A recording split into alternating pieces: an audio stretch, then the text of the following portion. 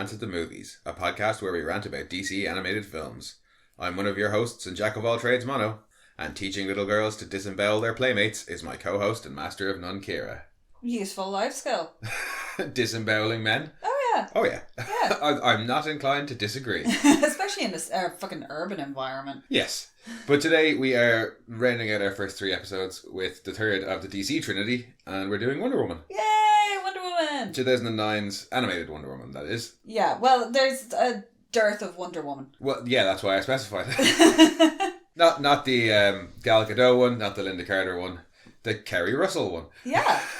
Well, Wonder Woman doesn't really get a look in that much. She is now more, but she's always been a very peripheral character. Like, she's huge in her own right. Mm. But in terms of general kind of consciousness, she's just the pretty girl kind of thing. But she's not. Oh, no, hell no. She's a hell of a lot more than that. But yeah, she's definitely underserviced, I think. Yeah. In the comics, not so much. No, that's why I said, especially in the Justice League comics. But she's a huge TV, character. But TV portrayals of her, general things you see that she's in, it's very diminished. For me, growing up, Wonder Woman was that 70s TV show. You know what I mean? Batman had and movies and cartoons too. and camp shows from the 60s as well with Batman. And Superman had the old films and Lois and Clark and cartoons as well. And Wonder Woman was just that show from the 70s. Yeah, it never, because especially like Superman, you had Smallville for live action. We've had Gotham. Like, we've had tons and tons of Batman and Superman stuff. They did attempt one with, what's her face? Adrian Palicki? Yeah, it didn't go anywhere though. Or is it Adrienne? I'm not too sure about how you pronounce her first name.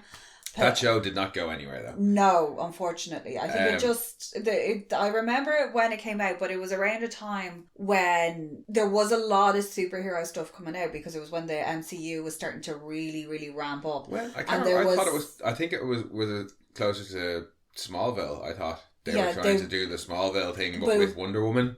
People were kind of a bit iffy on the superhero thing. It wasn't it hadn't quite gotten to the full mania. And I just think it just didn't do it. I've never actually seen it. I'd actually forgotten it existed, to be honest. I can't even remember a season and then was I don't even remember if it got the full season. 2011.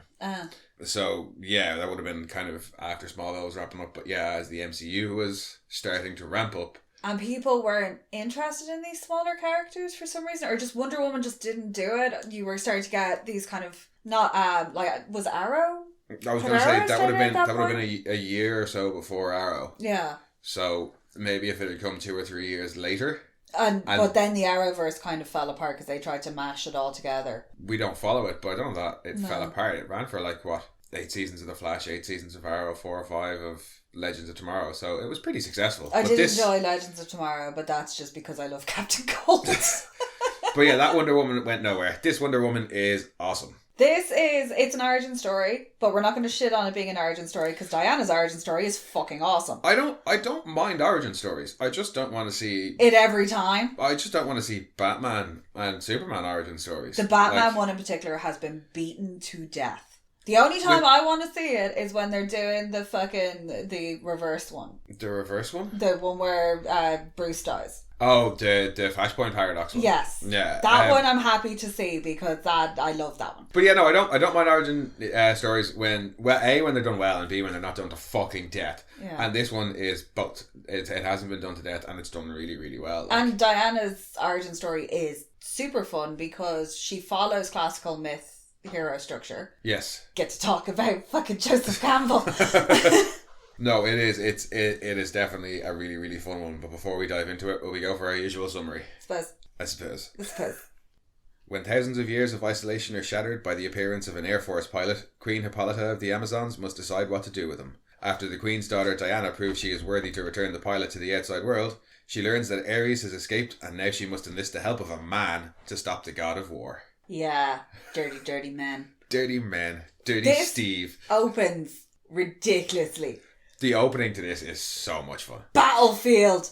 And bodies everywhere. There's like, and there's no fucking sugarcoating it. Somebody gets their horse rolls over them and they just lie there, and you're like, oh yeah, they crushed. There's a good bit of beheading. There's much beheading in this. Not much in the way of blood, but there are limbs flying around.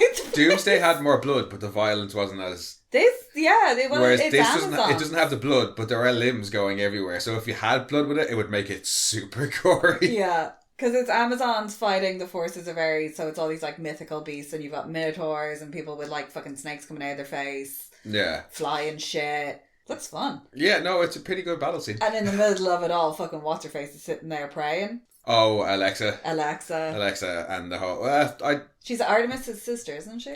Yeah, it's not 100% clear because they all refer to each other as sisters in general, but yeah, I think they are supposed to be they're sisters, yeah.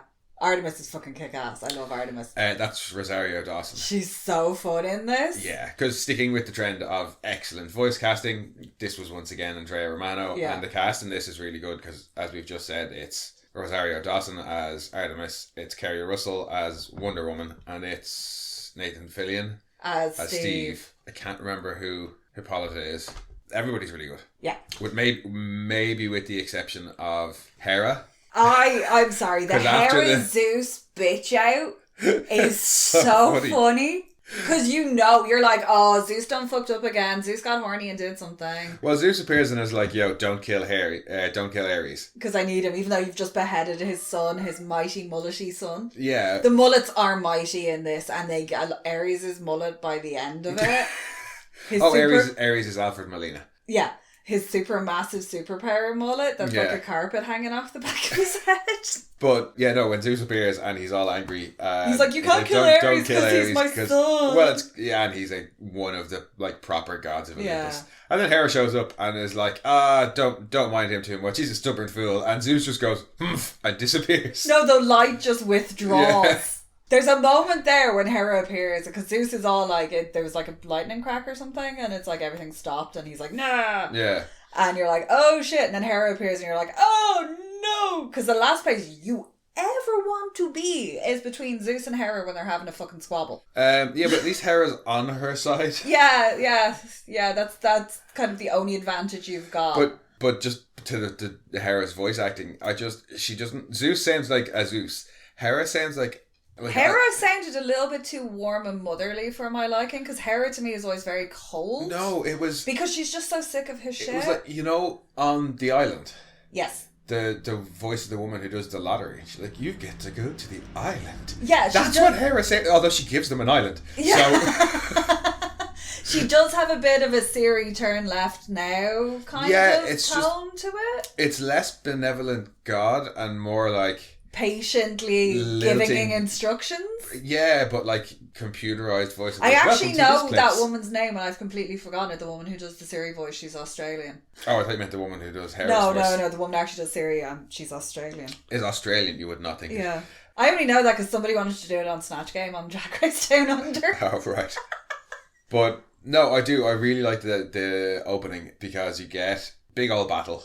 Brutality. But the setup of why the Amazons have the island, because it would be very easy to just go, here they are on an island. Here's Themyscira. But there's a really interesting note when Hippolyta is making her plea to Hera about everything they've lost. She includes, we've lost our men. And I was like, oh, hello.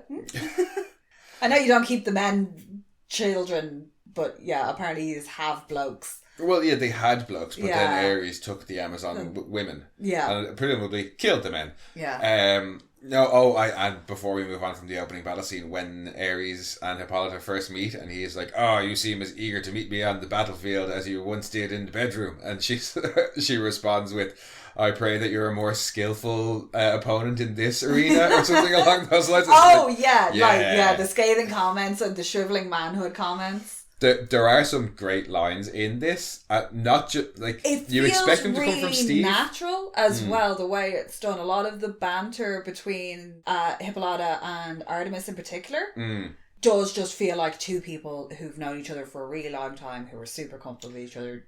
It's respectfully done because she's still the queen. Yeah. But it's... like when she's like, you shouldn't have let Diana leave. And she's like, I could have shot her in the leg. I don't see how we could have stopped her. It's like, well, I could have shot an arrow in her leg. Yeah. It's that camaraderie, long time friendship, long time familiarity. But you see it that as well comes across when Hippolyta is talking about kind of feeling isolated at the very start in front of the mirror. Yeah. Artemis is the one who she's talking to, but also is the one who's the kind of more hardline element. Yeah. And when the Queen touches the mirror and makes the island appear, she's like, "What are you doing? Are you mad?" So she is her closest ally, but she's also she's the most conservative, you know what I mean? Yeah, she's like, no, we have to keep it safe, we have to stay away from men, because Artemis is a little bit bloodthirsty. She does enjoy a stabby stab. Oh, yes. She's a little bit Pippin-esque in that. Well, her line at the end, when Hippolyta turns to her and says, "Could you have gotten a bigger sword?" No, Hippolyta, and she's like, this is but my... Oh, it's like the first day of school, and she's like, "Is that why you found the biggest sword you could?" And she's like, "This is but my dagger." And it's the size of her.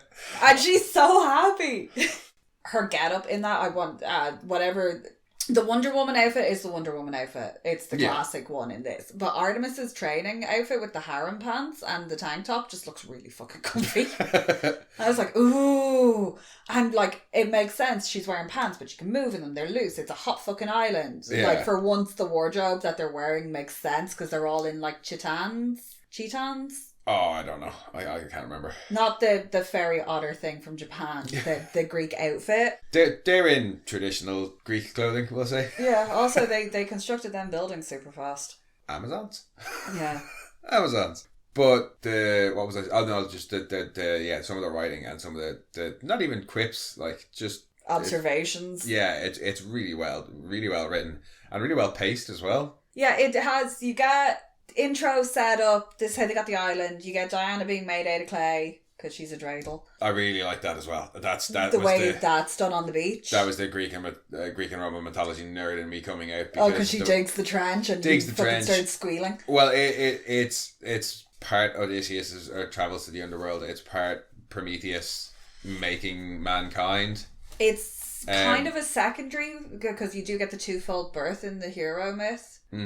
But she's also made, so it's birthed through a supernatural or preternatural pretenses, so it checks that box too, because she's literally made by the gods.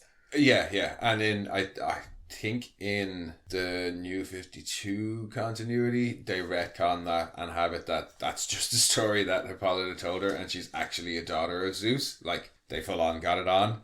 But I kind of prefer her. So they elevated her up to a demigod instead of a semigod? Well, she still kind of is a demigod in this because she's been bestowed by virtue of being made and she was made by Zeus in that sense, as opposed to a union with Hippolyta. So she's still way more powerful than the rest of the Amazons. Yeah, but that becomes evident later on except for when she has a fist fight with Steve and doesn't immediately send him flying across the island. She knows how to pull her punches. Because you get that when she's sparring with Artemis and Artemis beats her, and she's like, Artemis is like, "Oh, well, if you weren't the queen's daughter." So Artemis has to pull hers. So yeah, but that's when Diana's a cocky little shit. She's like, I prayed to Apollo to give you a winning strategy. Now, in fairness, dirty tactics, she went for a hair pull. It was, but it was like noble fight, honourable fight. You know, they're obeying all the rules of civility. No, now she's got you by the hair and in the dirt. But even with that little fight, that's our kind of first introduction to Diana as not a clay baby. Yeah, because it's like, here's a kid, the only kid that's on the island that, you know, because she says that when she goes to New York, she's like, "I've never seen children." It's like, yeah, because you were the only one. Yeah, but you've got your opening, then you've got Themyscira and Diana being made / born, and then it cuts to this scene with the fight, and then there's like a scene or two of Diana being kind of wanting to explore and saying that she kind of wants to go out. Yeah. And then Steve appears, basically. Well, no, she gets introduced to Ares. Yeah, it's like, because she's like, "Why can't I go out? And why can't I go see the world?" And Hippolyta's like, "Well, this is why." Takes him down to where he's being held. And you're one who Persephone, who fell on the battlefield, she lost her eye. Yeah. She's on guard duty for some reason. She just seems to be permanently on guard duty. And there's Ares in his little squalid cell, still being all like, "Mwahaha, I will eat your souls." Alfred Molina is really good in this. Yeah. He has fun with the role. I always feel like he's trying to sell the idea of being a bad guy and not embracing being a bad guy. I think that's more the script than him. He has a touch of smarmy secondhand car salesman about him. He's this close to selling a car is like making love to a beautiful woman. He's definitely smarmy, but I think he's supposed to be. I like the smarmy aspect of it. He's cocky. What I don't like is I don't think they sell. He's supposed to be a master manipulator, and I don't think they sell that. You think he's the god of war, so yeah, you think he'd be like a strategist, and this would all be, he'd be like incredibly intelligent and sharp, and his whole idea is to stirring up contempt, and so you think it would be like little whispers and jabs and dags, but no, he's very much, here's a brick to the face. Although thinking about it, it had annoyed me a little, because I was like, he keeps talking about being this master manipulator, and he's like, oh, I manipulated you, Persephone, and I'm going to manipulate Hades, and it's like, you're not really selling it, like, you don't. But then, of course, I thought about it, and it's a story based on Greek myth. Hubris. And it's his hubris. Yeah. He thinks he's a master manipulator. In fact, he doesn't manipulate Hades, and while he does manipulate Persephone, and I don't mean this to sound like reductive, but she's probably the easiest target on the island to manipulate. She's the one who says, and rightly to the queen at the end, that they were denied family and love and family, children. And she was stationed next to the only man dude on the island for thousands of years. You can hardly blame her for falling in love. And Hippolyta got what she wanted, because she got to have a child. But she got a child to care for, and none of the rest of them got it. But the point I'm making about Ares is he didn't really have to do much to manipulate her, and he absolutely doesn't in any way manipulate Hades. It's Hades who manipulates him, as it turns out. Yeah. So yeah, he thinks he's a master manipulator, but it's just his hubris. So no, actually not a bad thing, a very good thing. Sorry. Yeah, well, you do get when Diana's talking about hubris when they're in the bar. And it's like, oh, and it's his hubris that brought him down. Yeah, but yeah, we were talking about pacing. We don't do pacing well. We talk about films that do pacing well. But yeah, you get that intro to Ares, and then Diana's kind of like, well, I'm going to just go and explore the island like I always do. Yeah, because I'm bored and I'm off. And that's when you get Steve's dogfight in the Mediterranean. Who are the US engaging with over the Med? Yeah. Who are they fighting over the Aegean Sea? Just in general in this whole thing. Geography. Yes. Geography doesn't work in this. I have never been to Washington DC, but I'm pretty sure that that's not what it looks like. I don't think there's a beach where you can pull up that many giant wooden ships. I know one thing. I know there was a big fucking reflecting pool between the Lincoln Memorial and the Washington Monument. Well, yeah, they show it. I've seen it, but it's missing in parts of it. And I don't think there's a giant forest. Giant stone John Wilkes Booth. Yeah, I don't think there's a giant forest next to it either. But yeah, geography, it doesn't exist in this. And yeah, they get back and forth between, I mean, I know it's an invisible jet, but they get back and forth between Themyscira and... it's his jet. Look, the jet's not explained. Steve crashes his jet, and then when they go to leave the island, there is an invisible jet. I don't know if it's the same jet. I don't know if it's a new jet, because we see Diana flying it the first time. Yeah, and I was like, how the fuck can she know how to fly that? There's no bit of Steve teaching her how to fly the jet. It's just go with it. There's an invisible jet now. Okay.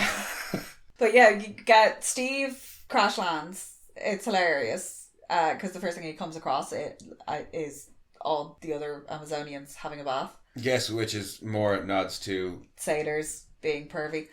No, there's one in Ovid's Metamorphosis in particular. I can't remember the name of it. Is that the one where he's hunted? They turn into deers and are hunted down by dogs. Yeah, he accidentally sees the Pleiades. No. I can't remember who, but he accidentally sees. One of her handmaids. Diana. I'm pretty sure it's Diana, or maybe it's just some nymphs bathing. Like he sees the Amazons. Yeah. And then he gets caught and turned into a stag, and then gets ripped apart by his own hunting dogs. Yes. It doesn't happen to Steve. He just gets chased and caught. Diana is Artemis as well, isn't she? It's the same goddess. Because Greek and Roman is the same thing. Yes and no. It's one of those ones that's... Mostly, yeah. It's not a straight translation like your Zeus to Jupiter or Juno to Hera kind of thing. Yeah. We'll skirt over it. Yeah. But yeah, you get that, and I always love that because he's like, oh yeah, and then it's like, this can't end well, and immediately spear into tree. Yeah, this is too good to be true. Yes, it is. And there's Artemis being like, you, and then cue much running. But that's all in, like, say, the first 20-25 minutes, probably by about a half an hour in, all that's happened. He gets captured. He's being interrogated. And then they have the competition to send them back. So by kind of a half an hour, you've got all your setup, and then it's off to the outer world. Steve being interrogated, because it's that you get the lasso of truth being introduced. Oh, of course, yeah. And everything he has to do with that, and then them making him explain what crap means, because they don't understand that idiom. Now there, and looking disgusted. There I have I was going to say my second issue, but my first issue wasn't a non-issue. So my first issue is when he says the crap thing, I like that, and they make him explain it. But then like 2 seconds later, he says, "God, your daughter's got a nice rack." And none of them question rack. I think they got the kind of gist of it from him, in fairness. Or maybe they just don't want it further explained. Yeah, because they already look disgusted at him when he has to explain what crap means. They're all like, "Oh, Jesus." And Hippolyta's is like, "See what I mean?" Also, Steve's expression the whole way through the trials that are going on, he's just standing there looking fucking terrified. And like kind of glancing around and being like, "Oh, Jesus Christ." Well, apart from asking Artemis what Diana's deal is. Yeah, and she's like, "She's the Queen's daughter and I will fucking castrate you." Yeah, her deal is, "I will personally castrate you if we come within 5 feet of her." With a spoon. Why with a spoon? Because it'll hurt more. What's the mirror for? So you can watch. But yeah, no, all that, I really, I think it's the start of the film. It's not that it's weaker in the second half or anything. I love all the setup and all the stuff on Themyscira. I do, because you get to go back to Themyscira a couple of times through later films, and I always enjoy Themyscira. Yeah, you get to see it I really like it in Superman, Batman, Apocalypse when Kara's getting trained there. Yes. Yeah. Which one is it where they have the big siege on the beach and they have to tell somebody like finds out that they're all clones, so they're not technically alive. So Superman's like, "Oh, I'll just laser this shit in them all." And it's just like wall of death. Because Darkseid sends them all to get Kara from Themyscira. There's something about Themyscira that it's just kind of very peaceful. Even when like shit's blowing up, it just seems like somewhere you want to go for like a 2-week holiday. Well, I mean, it is supposed to be an island paradise. Yeah. So it fits the bill. Yeah. But you get to see the big arena and everything they train in and chariot racing, and they're all that just basically how skilled all the Amazonians are. I do quite like the stuff when they first get to New York and Diana's like... Oh, in the park with the kids? In the park with the kids, and then the stuff with Edda and just the drinking and just her analysing everything around her. Yeah. But just taking it in and being like, okay, so... But she's also processing it. She's not completely overcome with this childlike glee of being in a new place and seeing all these new things. She's also taking a step back and observing. Yeah. Because with Edda, when Edda's like, "Ooh, Stevie, will you come and move my desk?" And she's just like, "What's wrong with you?" Straight up asked her, "Edda, is there something wrong with you?" Yeah, she's just like, "What's wrong with you? Like, you appear to be fit and strong and healthy. Why can't you pick up a pen?" And she's like, And then, but it's after that then that Diana has her bit where she's like, "Your girls are brainwashed from youth to think that they can't compete with the boys, and then have to taught to trade on their femininity as adults." And she's just like, yeah, she's kind of got everybody's number pretty quick. Yeah, and then when they get mugged, and then Steve capping it all off by trying to make out with her and face planting into the stool. Yeah. And then she's like, "Thank you for like basically confirming everything my mom said, and she told me you're trying to seduce me because you tried to get me drunk, and how dare you think you could out-drink an Amazon?" Yeah, it was a pretty poor... He should have realised by about shot 3 or 4 of the tequila where she was perfectly fine and he was like, "Ooh." Yeah, because like... It was tequila. If you're gonna try and get somebody drunk, maybe not an ancient Greek or an ancient Roman who drinks like liters of wine a day. Yeah. Just throughout the course. Not to get drunk, just throughout the course of their day. Metabolism is probably so fucking accelerated that they actually can't get drunk. Yeah, and I mean, he might not know that she's some kind of god or whatever, but again, she's still ancient Greek. Like, while he was there must have been a lot of wine. Like, tequila's not going to do much to her. No.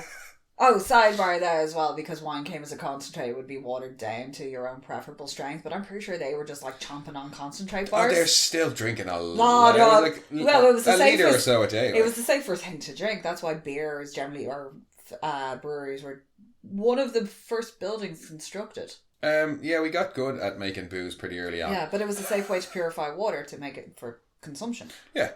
But yeah, don't try and outdrink an Amazon. No. And she tells him he's a lightweight. Yeah. Yes, she does. And then proceeds to make a mockery of him in the alleyway. When she tells the muggers, I want an apology for contributing to my current disillusionment with men in general. Yeah, see, at that point, if a woman ever says that to you, just leave. No, Don't try and argue with her. Just leave. No, it's the follow-up when Steve's like, maybe somebody will get hurt. And she's like, maybe I want somebody to get hurt. Yeah, now, if you haven't left at that point, that is the point when you absolutely must get out of there. Or when, after she dispatches them and Demos shows up. And Steve's like, oh, I can get this. No, when she kicks off the shoes before fighting them, Steve's just getting choked out. And she's like, hang on, put on the tiara, kick off the high heels. Yeah, just kicks him to the side and then goes for it. Poor Demos. He didn't deserve it. He gets the shit kicked out of him. and he once again highlights my whole, you should be immune to your own venom. Well, no, that I think is supposed to be a... Ares controlled him and made him bite himself. Or a suicide thing. Because he was like, no! Poof. Yeah, because they're not superpowers, they're magical mythological creatures, so... Yeah. That's how I defeat your argument there. I would have liked to have seen Phobos show up to be like, well, you killed my brother and my other half-brother. Yeah, it was weird to include Demos and not Thrax Phobos at the start and having... Whatever, it was... Thrax being killed was good. It is nice to see Hippolyta when, at the very start, when Ares is like, oh, but you gave me a son, and isn't he amazing? And Hippolyta immediately jumps on her horse and is like, I gotta go kill him. Yeah, and he's like, no, but he's your flesh too. And she's like, yeah, well, I brought him into this world. I can take him out of it. But yeah, it's odd that they have Thrax at the start and then Demos and don't have Phobos show up anywhere. Yeah. But, meh. Yeah, I thought Phobos at least would be at the bit at the end and be like, you killed my brother, like to take his own revenge out on Diana as well, considering Ares is all he's like, I'll return your mother's favour. Well, maybe that was it, they just didn't want to have anything in between. Sidebar, we forgot, when he's breaking out and Persephone runs through fucking, what's her name? With the books? Tina. She's supposed to be taking Diana.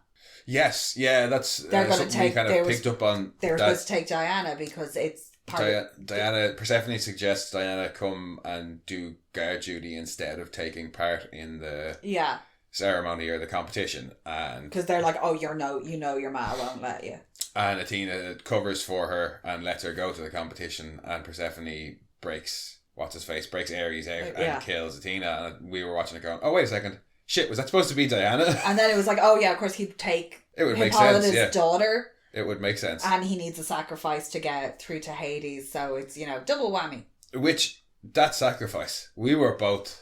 Oh, didn't I? I was like, oh yeah, Persephone. Door to the underworld, needs a sacrifice. I have an Amazon called Persephone. Yeah. You won't be able to resist. Door to Hades. Yeah. Door to Hades.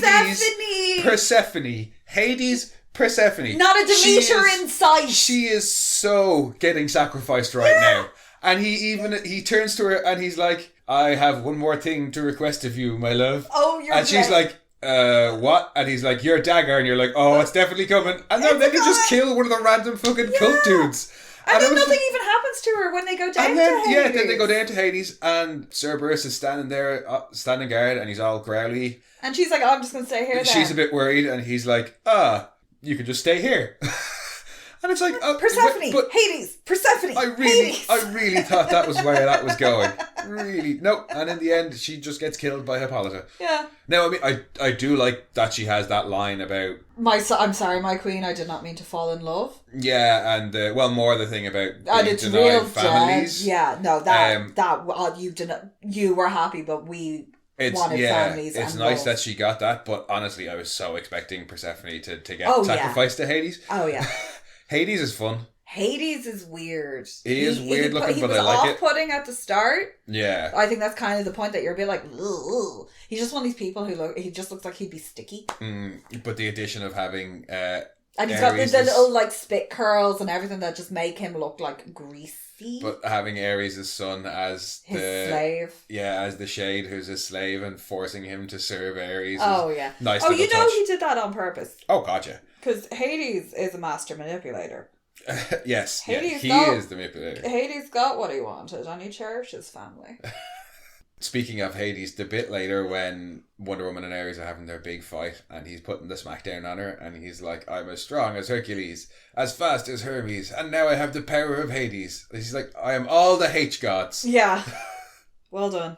But you're Ares, you should be stronger than all of them. Like, why are you comparing yourself to the other gods? Yeah, well... That's it. I was like, Hercules is a demigod. He is a demigod, but he is... He's immeasurably strong, yeah, like actual strength. He's the strongest. And isn't Hermes' speed comes from his special little winged sandals? Yeah. That, like, assist him. So you're only as strong as Hermes' sandals, dude.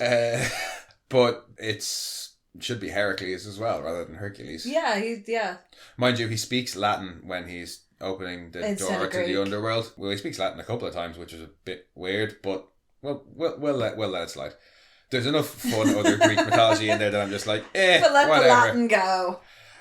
I'd say it was probably a choice that if they actually used ancient Greek, people would have been like, what the fuck is that? Or they might have actually unlocked a door to the underworld.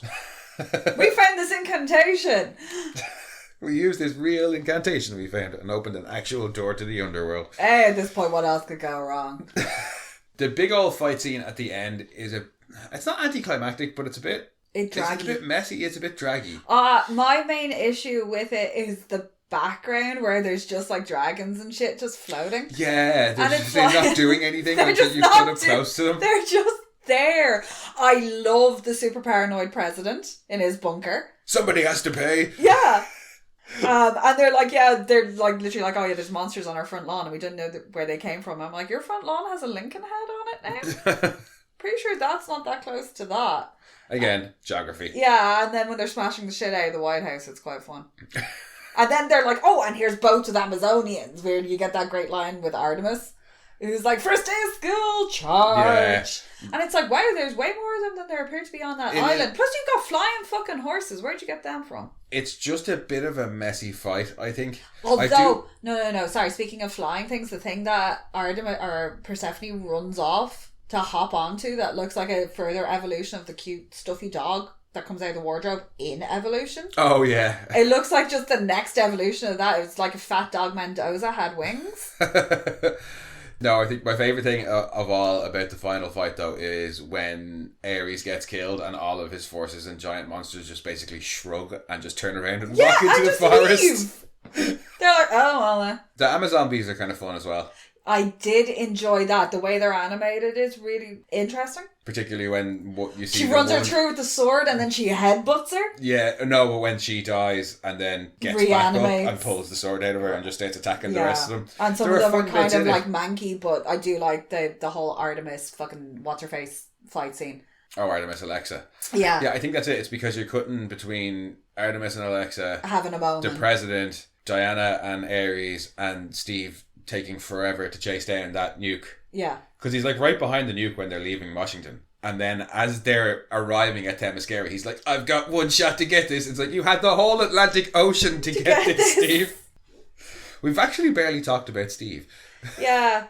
Well, in this, like, Steve is just kind of a vehicle for explaining the world to her. He is fun in his own right, and you can see that he's like absolutely infatuated with her from the start. But you don't get much of Steve's story or anything like that, apart from the fact that he's a serial womanizer, and that is kind of his whole focus at this point in time. Yeah, it's very... He's like, oh, don't think I don't have an experience running away from women. Yeah, they very much play up that aspect of it. I don't mind it. It's a bit too much, I think. He's very much the comic relief in this because Diana is incredibly serious. Yeah, and like there are some great bits with it. It's just they push it a little bit too far, I think. He mellows out in later ones, but I also as well, he's just met them and he's like, monsters, demons, oh my. I do like the fact that he gets slapped a lot. He does get slapped a lot. You Amazonian dragon lady. Also, that's not a harpy. No, that's not a harpy. That is not a harpy. No. If they just put a beak on it, I would have been like, cool. A beak or some boobs. Well, I was like, they obviously can't have the boobs, but like a beak, and yeah, I'd have been like, harpy. That's not a harpy. That's a gargoyle. Well, we're just assuming that's a harpy because he said something that sounded like harpy. Harpicus? But yeah. It makes sense because the harpies drag women or drag people to the underworld for... they harass and harangue people who have normally done something wrong towards family members or women in their family. So having one attack Wonder Woman, maybe not fit. But again, I'm not going to hold them to like be like, you can't be. That's not what happens. That's not what happens with a harpy. That's not what a harpy does. They have so many other good nods in there. But that ain't a harpy. No, that's not a harpy. Yeah. Are there any other things that we particularly loved about it? I love her indestructible dress. That dress gets through quite a bit before Deimos. Gets through like 90% of the fight of Deimos. And then she tears it off and uses it to slam him into the ground. Yeah. I have a thing for indestructible clothing. Yeah. Because Metallo's pants are my all-time favourite for indestructible clothing. We'll get to Metallo's pants eventually, don't worry. No, it was really weird because she's in normal clothes for the majority of it. Yeah, she's not in the costume. Because there's a comment at the start when they arrive in New York where he's like, let's get you into something else before I get arrested for solicitation. Steve does have some good lines. And that completely smooths over the fact that then for the rest of the time she's in like just normal wear. Yeah. Oh, I really like when Ares gets his head chopped off, or rather just before Ares. Daddy! Yeah, he calls out for Daddy. Zeus! And it really is Daddy! Yeah. But my dad owns a dealership. You saved me before, save me again. My daddy's a lawyer. Do you know who I am? And then, you see Hades getting the set.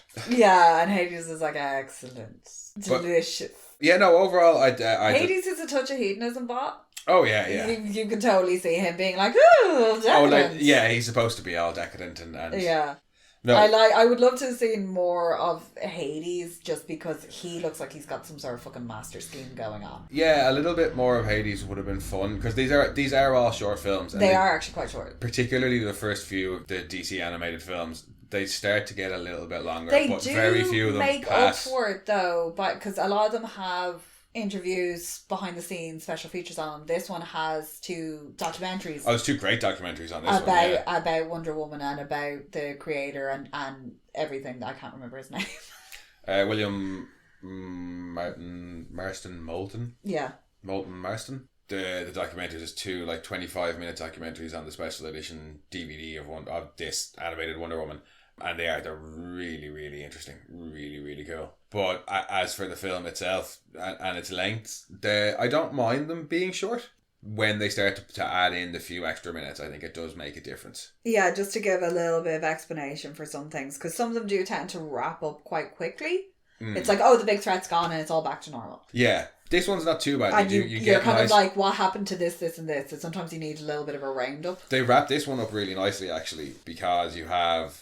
After Ares gets killed and the bad guys fade into the trees, Steve returns and they have their kiss. Yeah, in the pill. You see Hades in the underworld getting his set. Then you cut back to Themyscira and see kind of all is well there, except Diana's a little bit upset and missing Steve in the outside world. Oh, and Artemis is trying to read a book. Yeah, Artemis is trying to read a book and Hippolyta decides to open things back up, and you then get to see Diana in New York with Steve. Yeah. Having gone shopping and stopping a bank robbery.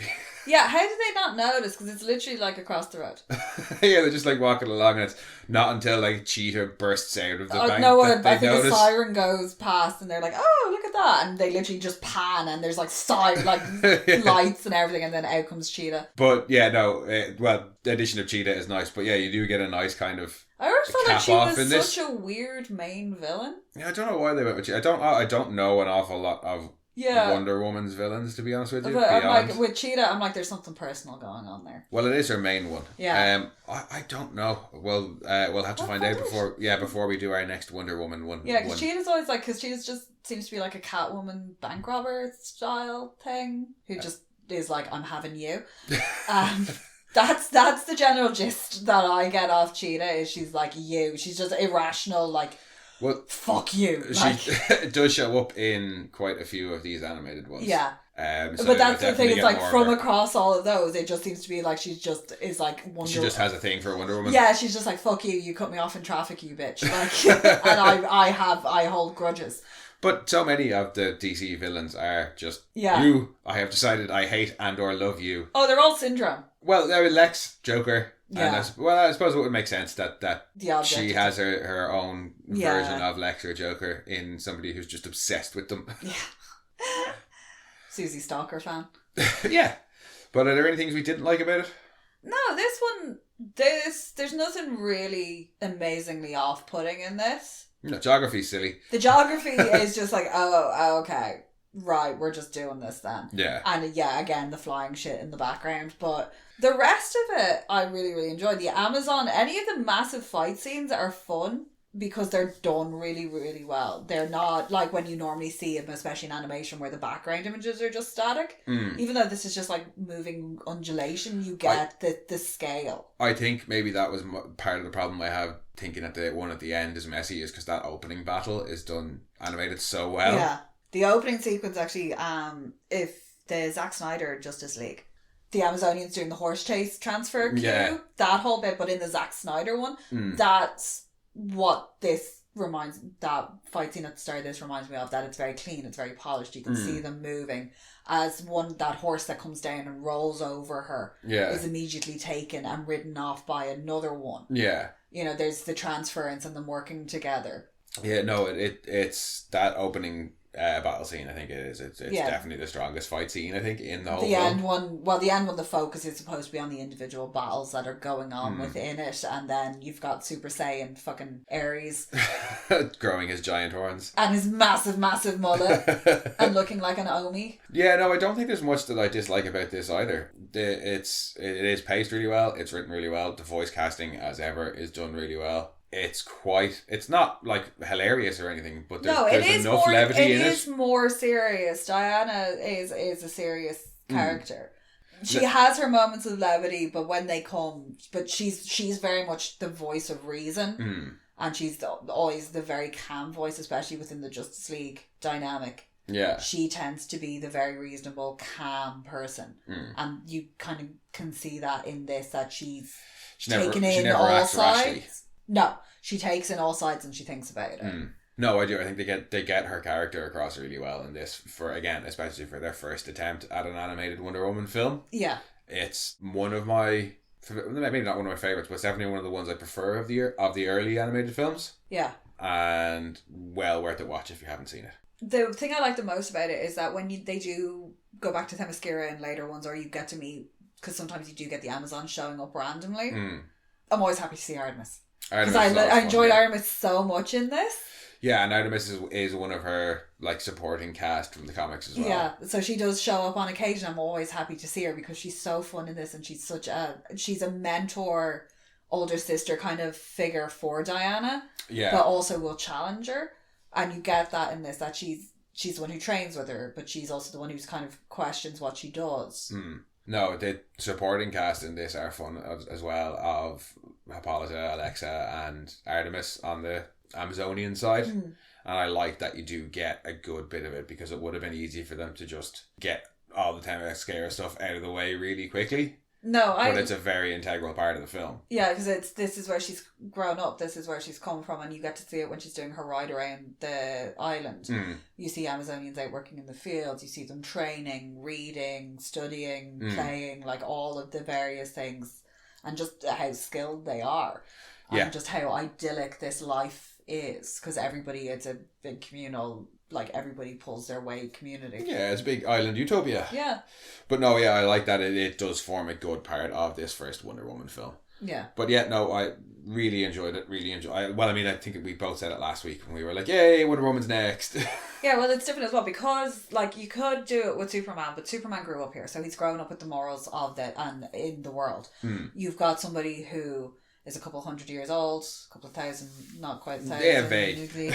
But she's in many, many ways a child in the world. She's only seen it from observation. Yeah, or certainly she's that alien. But she's already got a very set sense of right and wrong and good and bad and doing the right thing. Going into the world, which is quite different from others that have arrived and like grown up in it. Yeah.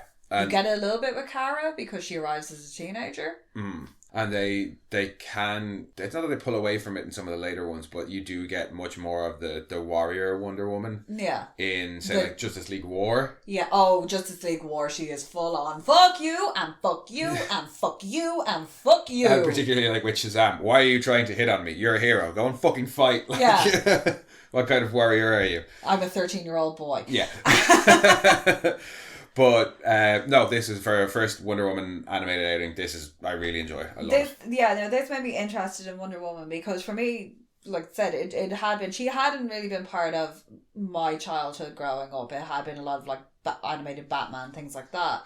So she always, like, it was there. I've a couple of our close friends, one of our close friends is a very big Wonder Woman fan in particular, and I just never really got it. But this made me realise, I was like, oh, okay. Yeah, no, there's the... She's not like the girly, like, because in a lot of the Marvel ones, the female characters are kind of just there to be pretty. Some of them, I don't know enough. A lot of them are relegated to that role when they're in films or anything like that. It's just like, you just stand over there wearing the difference in the Amazonian costumes between Wonder Woman. Yeah. And then Justice League. Yeah. You know, those costumes, fantastic, worked, actual armour. Made sense. Justice League, upskirt. Yep. Yep. You know, that was kind of always the feeling that I got from it, because so many of the female characters are relegated to just being like, yeah, stand over in the corner and look pretty. But she's a dominant character. No, it was nice, and that it was their fourth one. It was nice that they got a Wonder Woman in good and early. They had obviously had a Justice League one in already. Yeah. Well, does that really count, because that's like 1950s Justice League? Yeah, well, and we haven't done it yet. So we started with Superman, Batman, and then Wonder Woman. And next week we're sticking with Justice League, and it's Green Lantern First Flight. Yay! So looking forward to that one as well. Another origin story, kind of, but they get the origin part of it out of the way very early on, if I recall. Yeah, it's kind of a one and done. Yeah, it's like, here he is, he gets the ring, and now he's off on an adventure. Yeah, well, he doesn't really have a choice, because it's like, here's the ring, and then the ring takes you. Yeah. So... But yeah, we will be back next week with Green Lantern First Flight. Thank you for joining us today, guys. And if you want, you can head back and listen to some of our previous episodes or our other podcast, Mono Rants the Boys.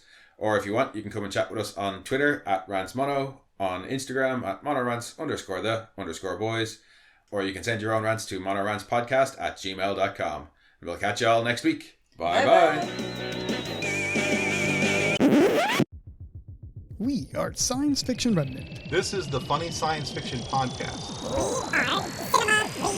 We are the Caribbean Science Fiction Network. We are Monorants. We are One Accord Level 2 Podcast. This is Jesse from Sudden But Inevitable and Open Pike Night. This is Sci-Fi.